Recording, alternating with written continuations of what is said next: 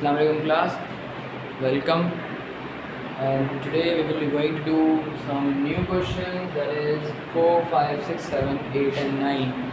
Exercise 4b, open page number 404. Now look at question number 4.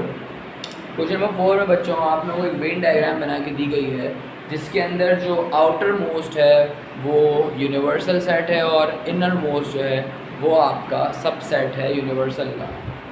तो आपसे कहा है कि एलिमेंट्स बताएं यूनिवर्सल के और सबसेट ए के।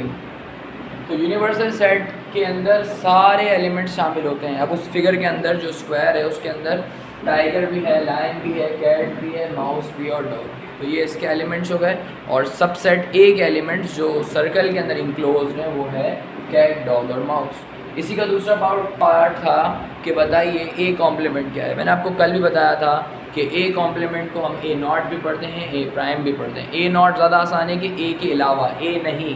तो वेन डायग्राम में ये और इजी हो जाता है क्योंकि आपके सामने फिगर बना हुआ होता है। अब ए का जो सर्कल है उससे आप छोड़ दीजिए, उस पर हाथ रखिए और उसके अलावा जो भी बच गए वो आप ए नॉट में लिख दीजिए, जो कि हैं दो बाहर हैं, टाइगर और लायन।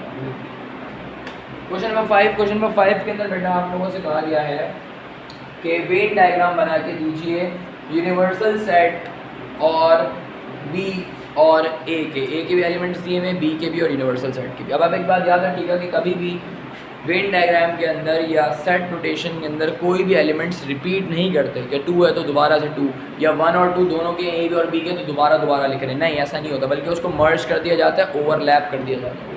तो इसकी वेन डायग्राम बनाने के दो तरीके हैं। एक तो आपने स्क्वायर बनाया, यूनिवर्सल का ज़रूरी नहीं है, कोई भी शेप बना सकते हैं, ट्राइंगल बना लें।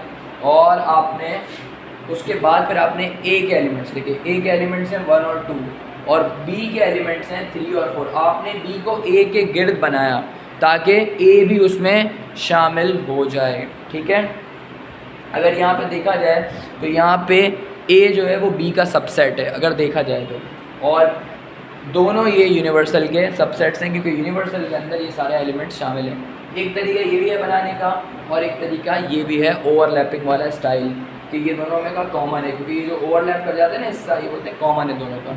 ठीक है, ये वेन डायग्राम हो गई।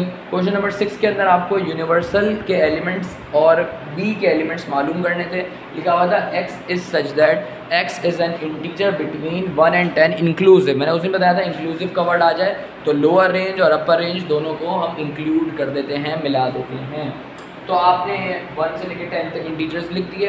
उसके बाद B part, B is such that B is an even number, तो इवन नंबर 1 से 10 के बीच में 2, 4, 6, 8, 10। उसके बाद आपको बोला वेन डायग्राम की फॉर्म में भी शो कर दें। आपने वही स्क्वायर यूनिवर्सल का बनाया और एक फिगर बना दिया कोई भी बी का, आपने उसमें अपने बी को शो कर दिया। थर्ड पार्ट आपसे था कि बी कॉम्प्लीमेंट लिखिए with respect to Venn diagram, Venn diagram को देखते हुए। अब वेन डायग्राम में ये तो बी है, ये आपने छुपा दिया, जो बच गया वो आपने बी नॉट पे लिख दिया। चौथा सवाल जो था वो थोड़ा अलग आया था। याद है आपको मैंने पहली क्लास में बताया था कि सेट को लिखने के 3 तरीके होते हैं। Rotation form, set builder form. Set builder form book में लिखा हुआ है x is such that x is a, ये सेट बिल्डर फॉर्म हो गई। और जो तीसरा होता है वो होता है डिस्क्रिप्टिव फॉर्म। अब आपसे कह रहा है कि भाई आप b को डिस्क्रिप्टिव फॉर्म में बताएं, तो आपने बता दिया कि b complement is set of odd numbers between 1 and 10 inclusive, ये आपने बता दिया। उसके बाद आपका जो क्वेश्चन नंबर 7 था, क्वेश्चन नंबर 7 के अंदर आपसे कहा गया कि आपको एक सेट दिया गया यूनिवर्सल 20, 40, 60, 80। ठीक है जी, और आपसे कहा गया कि आप सबसेट लिखिए उनके जो 4 से डिविजिबल हैं। अब आपके पास 10, 20, 60, 40, 80, तो आपके पास 4 से डिविजिबल कौन से हैं? 20, 40, 60 और 80, ये सबसेट हो गया। और आपका 6 से डिवाइडेड कौन से? इनमें से एक ही है, 6 से डिवाइडेड 60 है। और आपका 8 से डिवाइडेड कौन से? 40 और 80 हैं। और आखिरी वाला था आपका 7 से, इनमें से कोई भी 7 से डिवाइड नहीं होगा तो नल सेट इसका आंसर। इस तरीके से 8 क्वेश्चन में आपको एक वेन डायग्राम दी थी, ए और बी के एलिमेंट्स लिखने थे, आपने सिंपली ए और बी के एलिमेंट्स लिख दिए। उसके बाद आपसे पूछा कि क्या बताइए कि जो ए है वो बी का सबसेट है या नहीं है। अब आप देखिए, ये देखिए ये ए के सेट्स हैं, ये बी में मौजूद हैं, लेकिन बी में इसके अलावा भी है, तो इसको कहते हैं प्रॉपर सबसेट। अगर ये STU होता और यहाँ पे भी STU होता तो ये इम्प्रॉपर सबसेट होता।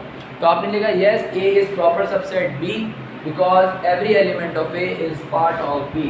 फिर 9 क्वेश्चन के अंदर आपको उलट कर दिया, 9 के अंदर आपको सेट नोटेशन फॉर्म दे दी और आपसे कहा कि वेन डायग्राम बनाइए। आपने सिंपली वेन डायग्राम बना ली, अब तक तो आपको समझ में आ गई होगी। और आपसे वही दूसरे सवाल में पूछा कि बताइए कि क्या बी जो है वो ए का सबसेट है। आपने कहा जी हाँ बिल्कुल बी का सबसेट है, क्योंकि बी का हर एलिमेंट ए का पार्ट है।